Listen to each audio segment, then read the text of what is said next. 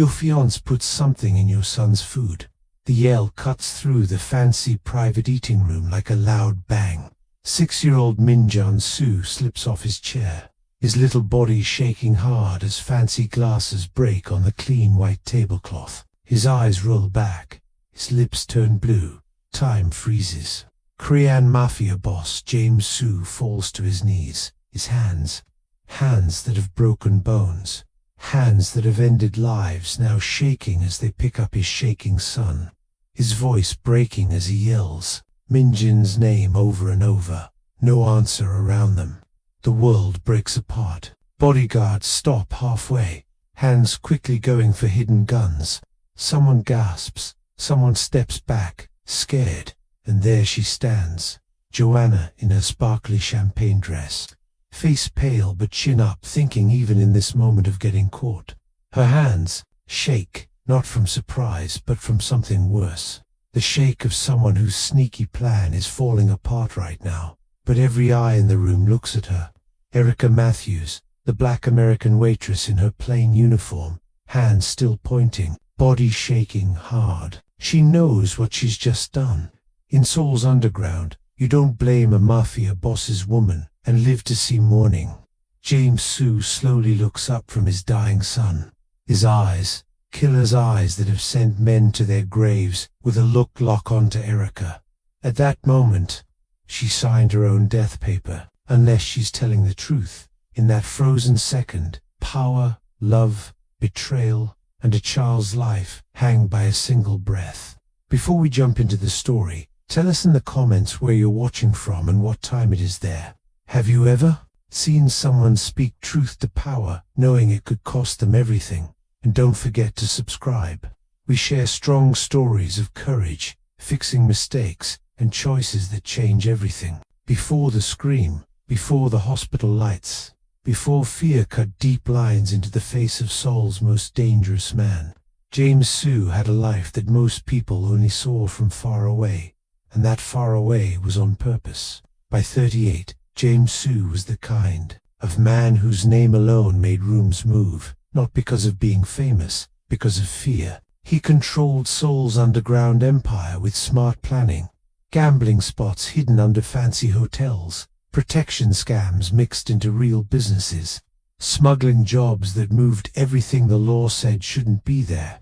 His network went from Busan to the DMZ, hidden but total. Newspapers didn't write about him, police didn't check him, politicians didn't fight him, because James-soo had built something stronger than money or guns. He'd built a system where everyone important either worked for him, owed him, or feared what would happen if they crossed him. But James-soo had a secret that would have wrecked his name if his enemies knew. Every morning at 5 a.m. before the city woke, before his empire wanted blood, he stood in a kitchen making a 6-year-old's breakfast, because the most dangerous man in Seoul was scared of one thing, failing his son. But none of that mattered when he went home. At home, James-soo wasn't a mafia boss, he was just a dad. Every morning, he woke before sunup, not for plan meetings or area fights, but because Minjin liked his breakfast a certain way. Rice soft egg perfectly steamed, cut fruit set by color, because the 6-year-old said it tasted better that way. James tied his son's school uniform tie himself, even though bodyguards waited outside with bulletproof cars and enough guns to start a small war. His fingers that had pulled triggers, that had signed kill orders, moved gently, carefully, as they fixed the small collar. "You don't have to do everything yourself, father," Minjin once said, his voice serious beyond his years, dark eyes looking at James's face. "You have people." James had smiled then, but his chest got tight, because once he hadn't been alone. Minjin's mother, Suni, had been the only person who truly knew James-soo. Not the legend, not the monster, but the man underneath. She'd believed in him back when his empire was nothing more than a street corner and a knife. She'd laughed, easily, cutting through his darkness with light he didn't know he needed. She loved hard, without rules, without fear. And one brutal night 5 years ago, she paid the price for loving him. The rival gang's fight back was fast and mean, a message written in blood. Suni never came home from the market. The phone call came. Instead, cold and flat, changing everything. Minjin was barely 1 year old, too young to get death, but old enough to feel the missing. He cried for his mother for months, small body shaking in the dark. James would sit on the edge of the bed, holding that tiny, shaking form, whispering promises he wasn't sure he could keep. "I'm here. I won't let anyone hurt you. I'll make the world safe for you."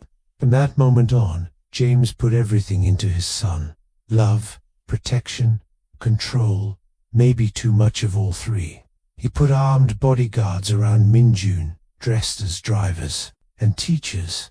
He bought the safest house in Seoul, a strong place with cameras, strong walls, panic rooms. He checked every teacher, every friend's parent, every person who came within 50 feet of his son, but he couldn't check away the loneliness. People saw, at family get-togethers, the few James still went to.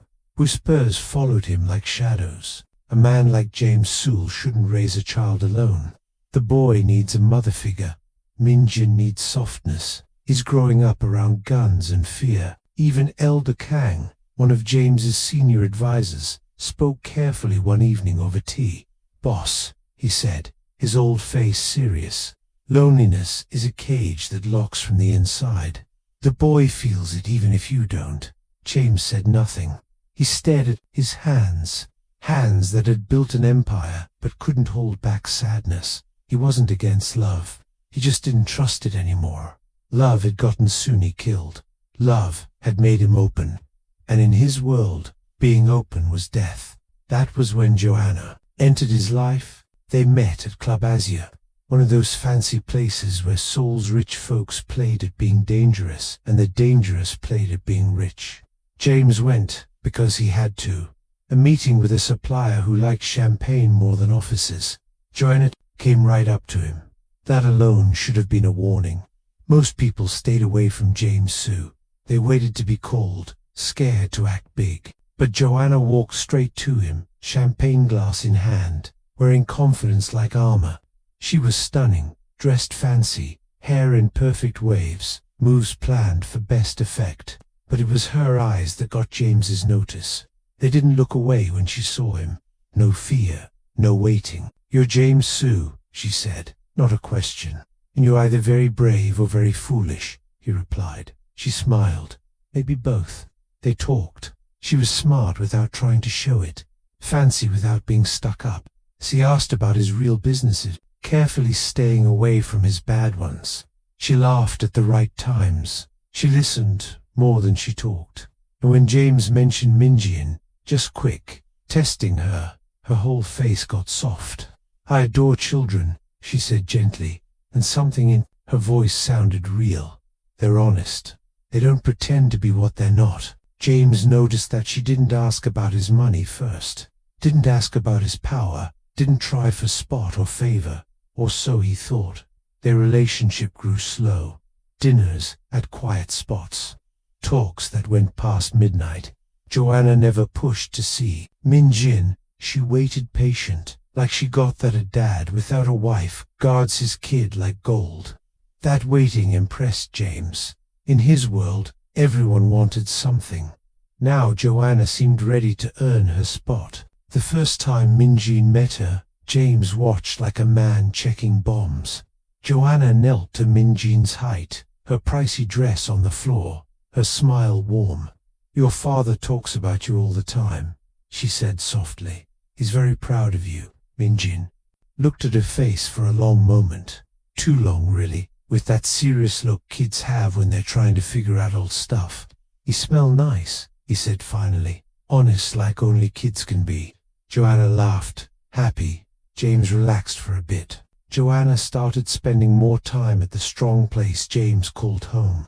She helped with homework, though Minjin hardly needed it. She cooked sometimes, though helpers did most meals. She bought gifts, toys, books, fancy clothes. Minjin never asked for. In front of James, she was loving, cheering, the picture of a woman learning to be a mum. But kids notice things. Adults skip. Minjin Noticed how Joanna's smile changed when James hugged him too long. How her voice got sharp when James skipped meetings for Minji and school stuff. How she fixed Minji in all the time but hardly praised him. Once when James was stuck in a late-night plan talk, Minjin asked his bodyguard, Uncle Gene, a question that made the tough guy freeze. "Does Joanna like me, Uncle Gene?" Gene looked down at the small boy, picking words careful. "Why do you ask?" Minjin shrugged, kicking at the floor. "She looks mad sometimes when father plays with me, like she's waiting for us to stop." Gene told the talk to James. James brushed it off. "She's getting used to it. Adults need time to learn how to be with kids." But doubt had started growing. One night after Joanna had left and the house got quiet, Minjin showed up in James's office door. He stood there in his pajamas, small and unsure, twisting the fabric in his fingers. "Father!" His voice was hardly a whisper. James looked up right away from his laptop. "Papers forgotten." "What's wrong?" Minjin the boy waited, then asked the question that would bother James forever. "Does Joanna love you, or does she love your house?" James froze. The question was too smart, too knowing for a 60-year-old. "Why would you ask that?" James kept his voice soft, but alarms were going in his head. Minjin shrugged. "I don't know.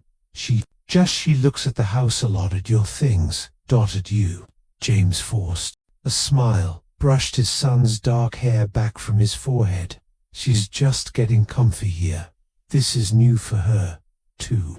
But that night, alone in the dark, James thought over the talk. He thought about Joanna's interest in his business stuff, her questions about his money, the way she'd put herself into meetings with his money advisors. He pushed the thoughts away. He was being too suspicious. Suni's death had made him doubt everyone. He couldn't live like that forever. When James asked Joanna to marry him, he did it simple. No big show, no crowd thing. They were alone in his study, city lights shining beyond the bulletproof windows. She cried. She said yes. She held him like she'd never let go.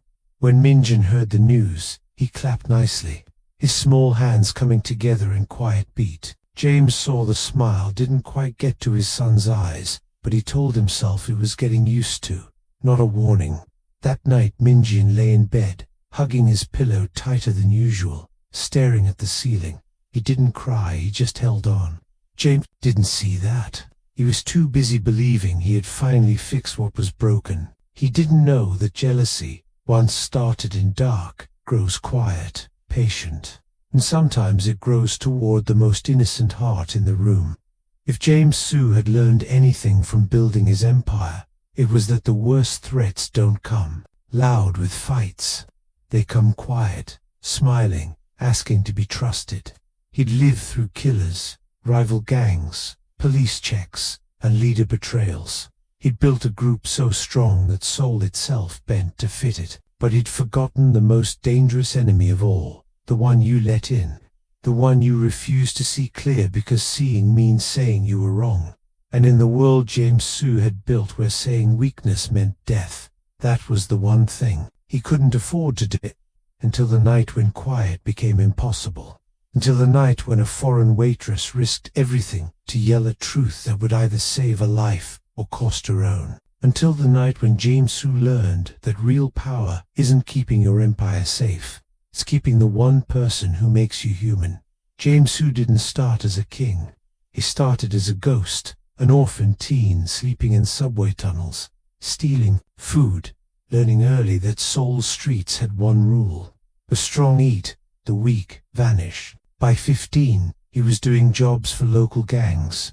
By 20, he was the one giving orders. By 30, he controlled areas most men, twice his age, only dreamed of touching. His empire wasn't built on family money or luck. It was made from fights, smarts, and a meanness that made grown men avoid his look.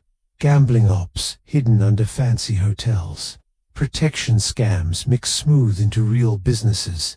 Smuggling networks that moved everything the law said no to. James, who had turned Seoul's underground into his kingdom. And everyone who mattered either worked for him, owed him, or feared what would happen if they didn't. The power he found was the loneliest seat in the world. People bowed, but no one truly saw him. They feared the story, not the man. And late at night, when the strong place he called home went quiet, James would stand at Minjin's bedroom door and watch his son sleep, remembering the woman who'd made him believe he could be more than a monster. Soon he had loved him when he was nobody, when his empire was just a corner and a dream. She'd laughed at his dark, challenged his mean, softened his sides without breaking. He's strong, and then because he'd grown too fast into rival areas, because he'd picked big dreams over careful, they'd taken her from him. Fight back, they called it, a message in blood. Minjen was barely 1 year old when James stood at Su's funeral, holding his crying son, whispering a promise through tight teeth. I'll make the world safer for you. He tried. Armed bodyguards dressed as school helpers, a strong place with panic rooms and watchers that tracked every breath, teaching Minjin chess on Saturday mornings while his office was cleaned of blood from Friday night's questions. James put everything into keeping safe, but he couldn't keep safe from loneliness. The whispers started at family get-togethers. The boy needs a mum. You're raising him in a world of guns and quiet. An heir needs right help. Even Elder Kong, whose trust James never doubted, said quiet over tea one evening. Boss, a man who rules alone looks weak, and weakness brings fights. The night everything changed started with champagne and a woman who wasn't scared to die. That's when Joanna walked into Club Azure like she owned the room. Most people stayed away from James Sue, but she came right up, champagne in hand. Sure, in her eyes, she was stunning. Fancy, not scared of his name, asking smart questions about his real stuff while staying away from his bad ops. When he mentioned Minjin testing her, her face got soft for real. I adore children, she said. They're honest in ways adults forget how to be. She didn't ask about his money first, didn't try for power, or so it seemed. Their dating went slow, patient, careful. Joanna waiting weeks before meeting Minjin, earning her spot with what looked like real try. The first time they met, she knelt to his height, pricey dress on the floor. Your father talks about you all the time, she told him one. Minjin looked at her face too long. That serious look kids have when they're trying to solve puzzles adults hide. You smell nice, he finally said, and James relaxed. But kids see what adults miss. Minjin got quieter. Bad dreams went up. His questions got more straight, more hard. Questions James kept saying no to as the kids worried. His advisors mentioned Joanna's family gambling money owed. Bodyguards told of her weird late-night calls. Every warning screamed danger, but James ignored them all. When he asked to marry, she cried and said yes. Minjin clapped nice, smiled never to his eyes. That night, the boy held his pillow tight, staring at dark, while his father cheered, finally giving him a full family. James had forgotten the biggest rule he'd learned on the streets. The worst enemy is the one you let in. Have you ever ignored a warning because saying you were wrong felt impossible? Drop a comment below. Your voice matters here. And if stories about courage, fixing, and the cost of ignoring truth move you, subscribe, because some lessons we learn too late. The ring changed everything, though it took James weeks to see it. Joanna moved through his strong place, like she'd been planning to take over for months, which he'd later know she had. She started joining business talks without ask, giving thoughts on area fights and money puts. Her voice cool and sure. She moved furniture in rooms not hers. She sent away house helpers who'd worked for James for years, putting in people who answered to her first. When James asked Mild, she'd smile that fake smile and say, I'm just trying to help. We're building a future together, aren't we? And because he wanted that future so bad, he nodded and let her go on. But Minjin felt the change, like winter coming into summer. Joanna's warmth, whatever little was real, gone when James wasn't looking. One afternoon, Minjin brought her a drawing he'd worked on for hours, a careful picture of their family under a tree. She hardly looked before putting it away. Your father doesn't have time for kid stuff, she said flat, looking at her phone. You're 6 years old. Min-jin starts acting like the son of someone big. The boy's face fell, but he said nothing. He was learning that quiet was safer than hoping for nice. The fever thing broke what little trust was left between them, though James never knew the full truth. Min-jin came home from school, hot, shaking, asking quiet for his father. Joanna was alone with him in the big house, the helpers sent away for the afternoon. She looked at the sick kid with something close to hate. Stop being dramatic, she told him, her voice cold. Crying is for weak. Your father built an empire. He doesn't have time to rush home because you have a little hot. When Min-jin started crying anyway, small body shaking with heightened fear, she walked out and closed the door. Uncle Gene, the bodyguard who'd kept Min-jin safe since birth, found the boy hours later, still hot, calling for his father through tears. Gene called James right away, mad barely held in his voice. When James got there, worried, Joanna was all calm. I was just about to call you, she said, smooth. It wasn't this bad an hour ago. Later that week, Min-jin whispered something to Uncle Gene that made the tough guy's blood go cold. They were in the car, going to school. Min-jin looking out the window with those serious eyes. Uncle Gene, he said, quiet. Joanna told me something. Gene looked in the mirror. What did she say? Min-jin's voice was hardly heard. Says that I make father. Look soft, that soft men don't stay bosses, that people might hurt him because of me.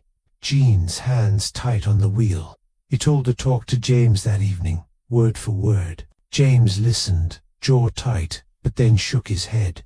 She's getting used to it. It's hard for her coming into this world. Gene didn't push more, but his face said it all.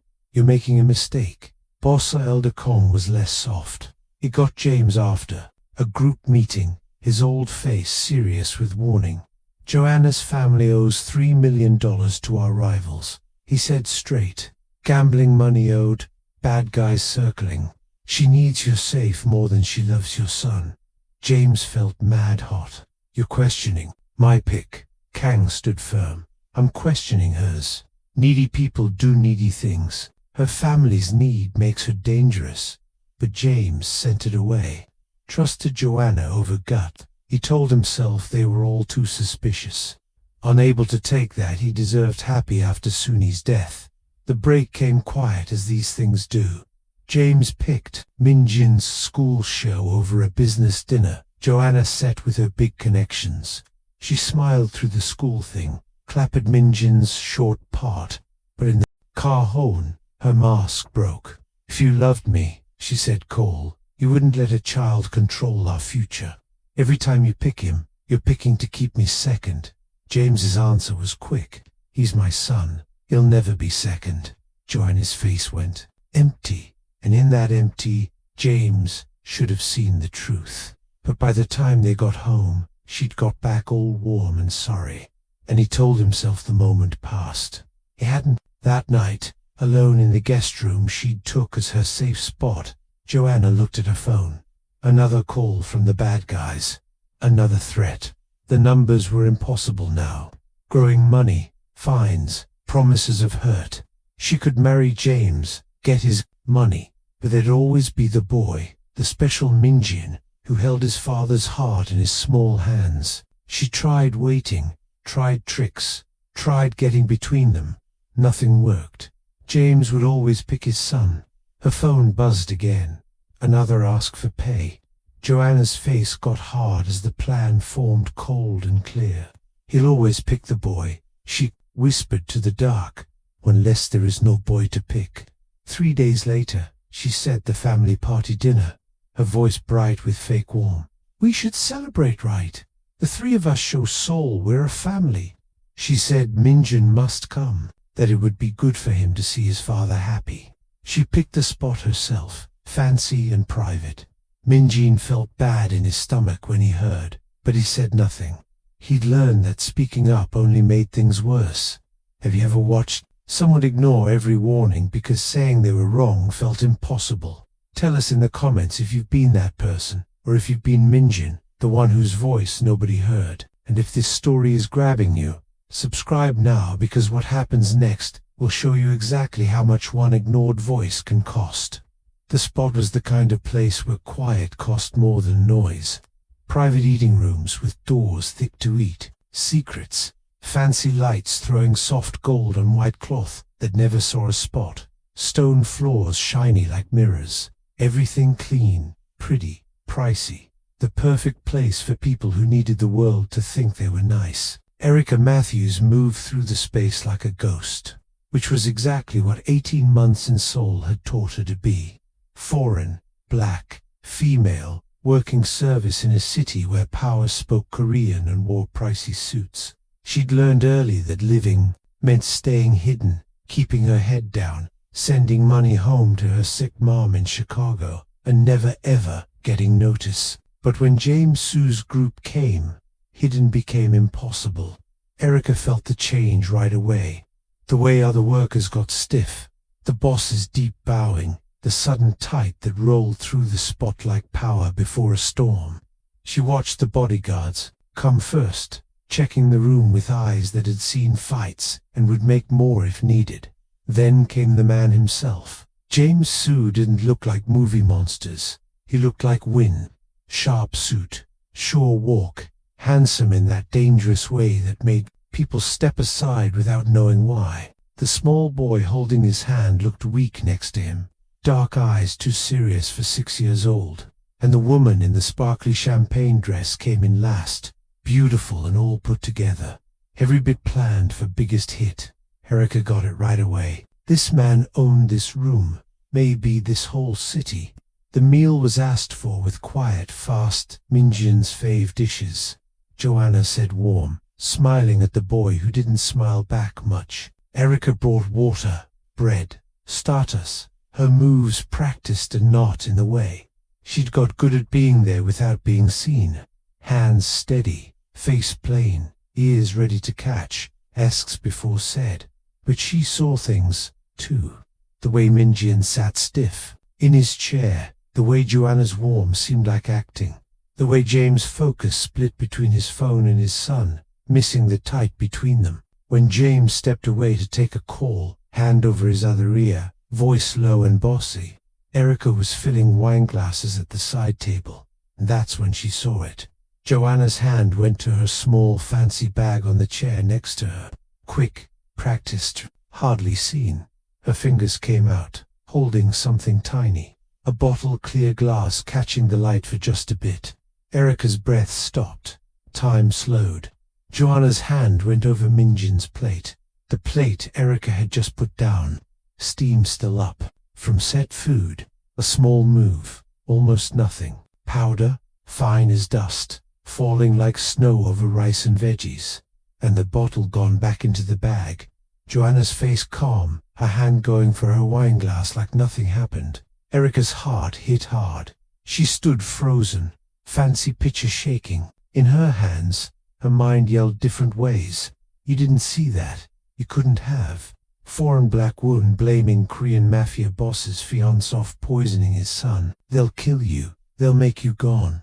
No one will look for you. Your mum needs you. Stay quiet. Stay alive. This isn't your problem. But a child was reaching for his fork. A child whose dad brought him here to cheer family. A child who trusted the adults at his table. Minjin took his first bite, chewing slow. Nothing happened. Second bite. Third. Erica felt wild hope. Maybe she'd thought it. Maybe it was meds.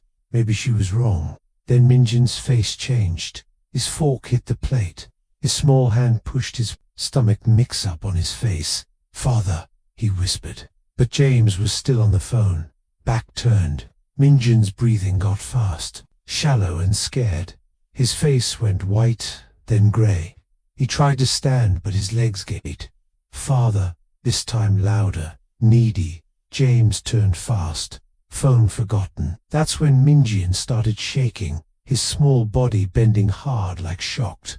He gagged, foam at his lips, eyes rolling back, till only white showed. The chair fell back as he slid to the floor, arms and legs jerking, fancy glasses breaking, wine spreading like blood on white cloth. Erica's body moved before her mind got it. Everything she'd learned about living yelled at her to stay quiet, to keep herself safe, to let someone else do it. But a child was dying in front of her. A child whose life she could save with one word that would cost her everything. God forgive me, she thought, and then she yelled, her voice rough and shaking but super loud. Your fiancé put something in your son's food. The room blew up. Bodyguards' hands went to hidden guns. Joanna's face went pale, her mouth opening in fake shock. What? It's crazy. James fell to his knees, picking up Minjin's shaking body, voice breaking as he yelled his son's name. But Erica stood strong, hand pointing at Joanna, her whole body shaking with fear and sure. I saw her. The powder, his plate. I saw her. James's eyes locked on Erica. Killer's eyes that had ended lives, and she knew she was dead.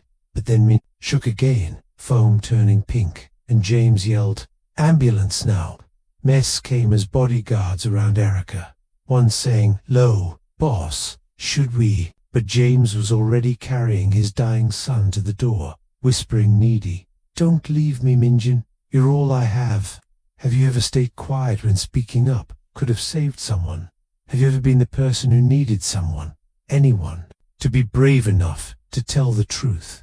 Drop your answer in the comments. And if this story is making your heart go fast, subscribe now, because what happens when truth hits power will change everything you thought you knew about courage. The hospital smelled like clean stuff and fear. James walked the clean hall outside, the hard care unit like a trapped wolf, his pricey suit wrinkled, his hands still shaking with Minjin's blood on them behind the heavy doors. Doctors fought for his son's life with machines and meds and needy skill. A nurse came out every 20 minutes with news that said all and nothing key state, working to steady tox tests running. James had built an empire on control, but now control meant nothing. He couldn't scare death away. He couldn't deal with poison. For the first time since Suni's funeral, he prayed to a god he didn't think was there, his lips moving no sound, dealing with the world. Take anything else, just not him. The what is wrong came 2 hours later, like a judge said. Dr. Kim's face was serious as she spoke. On purpose poisoning, a rare mix, army-kind sleep drug, mixed with something worse. Another 10 minutes, and we'd be having a very different talk. The words hit James like shots. On purpose, army-kind. Someone had planned this. Someone had put death into his son's food with care and want. His mind went to the waitress, to her shaking hand pointing to her voice, yelling the impossible truth, and he'd almost killed her for it. Erica sat in a basement 3 blocks away, around by James's men, hands tied behind her back, knowing these were her last hours. The hard room was cold and empty, the kind of space made for things that go away. She prayed quiet for her mum, hoping someone would tell her what happened, hoping the money she'd sent home would be enough. But even facing kill, Erica felt no. Sorry, a child might live because she'd spoke. That had to mean something. One of the guards watched her with something like glass eye. "You're either the bravest woman in Seoul," he said low, "or the dumbest." Erica smiled light. Maybe both. Meanwhile, James' safe team got the spot video. The private eating room cameras got everything. Many sides. Cliff pick. Hard to say no. James watched Joanna's hand go into her bag. Watched the bottle come out. Watched powder fall like snow over his son's plate. His hands shook so hard he had to hold the table. The woman he'd brought into their home, the woman he trusted with Minjin's future, had poised his child with the cold plan of a killer. And the foreign waitress who owed him nothing, who risked everything, had saved Minjin's life. Cliff had almost killed her for telling the truth. Joanna was brought in soon after, still in her sparkly dress, makeup messed from planned tears. She said no to everything at first. "Is this crazy? James, you know me." Then turned away. "She's lying. She's jealous. She wants money." Then finally blamed with hate in her voice. "She's trying to wreck us. A jealous foreign woman who wants what I have." But the Czech team had already got her family's money, papers, 3 million in gambling owed to James' rivals, A way of tricking. She'd tried this with another boss 2 years before. Failed. Moved on. Text to bad guys. Plans written in her own hand. She hadn't loved James. She'd needed him. And Minjin was just a block to remove. When Minjin finally woke, his voice was hardly a whisper. James leaned close, tears coming free. "Father," Minjin breathed. "She told me I was in the way, that you'd be better without me." Something inside James broke and fixed at same time. The hurt he could do met the love he could do, and both burned same strong. His son had tried to tell him, Uncle Jean had tried to warn him, even Elder Kang had spoke clear. But James had picked easy over truth, had picked his plan over his son's voice. Dad ended now. The underground court met in a big store on the edge of James's area. His group wanted blood. Joanna's for the betray. Erica's for the public. No respect. James sat at the head of the table, Minjin's whispered words still in his mind. Erica was brought in, walking with pride despite her fear. She said clear, every bit, never changing, even when group guys sneered. Joanna's sayback was cold and it's crazy. "I did it for us. The boy makes you weak. A boss who loves is a dead boss." She really thought she was right. Like getting rid of a child to get her spot was smart, even loving. James's say was fast and mean, got by everyone there, but never said loud. Joanna's yells were cut short by no sound walls. Then came the second pick, what to do with the one who saw who'd shamed them in open. The group wanted her dead. James stood slow, his voice cutting through the low talks. "She saved my son. This woman has more honor than half. This room touched her. You answered to me. Have you ever got it too late, that the person trying to save you was the one you were about to wreck? Have you ever been Erica speaking truth and waiting death? Tell us in the comments. And if this story is showing you what real courage looks like, subscribe now, because what happens when a man built on hurt picks a different way? That's the change we all need to see. Minjin came home from the hospital 3 weeks later. Body healed but feelings broken. The doctors let him go with careful hope. No forever body hurt. Bad stuff out of his system. Signs steady, but they couldn't fix the bad dreams. The first night back in the strong place, Minjian woke yelling, his small body wet with sweat. Sure, the food at dinner had bad stuff. Sure, his father would leave him. Sure, safe was just another lie adults told kids. James held him through the fear, rocking him like when Minjin was a baby, whispering promises he'd broken before but wouldn't again. "I'm here. I'm listening now. Your voice matters most." The words felt not enough against the hurt he'd let, but they were all he had. The pick to set therapy came with fight from every side. In James' world, showing open was weak, and weak brought tests. Elder Kong said it clear during a private meet. "Boss, people are talking. They say you're letting a woman's betray make you soft. Therapy for the boy looks like you can't handle your own family." James met his advisor's eyes with something new. Not mad, but sure. "Let them talk. My son almost died because I didn't listen. When he told me he was scared. I won't make that mistake again." The mind doctor was checked, kept safe, paid super well, and given one clear order: help Minjin find his voice again. The talks were slow, hurt, full of drawings of monsters in pretty dresses and questions about if love always came with fear. But bit by bit, week by week, Minjin started naming what scared him, and James sat in on every talk, learning what he should have known all along, that keeping safe isn't about armed guards and strong walls. It's about making your child feel safe enough to tell you the truth. Erica's spot was hard in ways that kept James up at night. She'd saved Minjin's life, but in doing so, she'd shamed Joanna's family in open show their need, and made big people lose face. Joanna was gone, but her family wanted payback. Erica couldn't go back to her old home, to open. Couldn't leave Soul safe. They'd find her at the fly place. Couldn't start normal life. She'd crossed the line that couldn't be uncrossed. James set everything quiet. A safe home in a building he owned, changing safe that didn't look like safe, law stay that couldn't be fought, and pay that would cover her mom's doctor bills for years. But when they finally sat to talk, really talk, the power not even hung between them like smoke. "You don't owe me this," Erica said, careful. Sitting across from him in a cafe where bodyguards watched from far, James looked at her face, the woman who'd risked everything for a child she didn't know.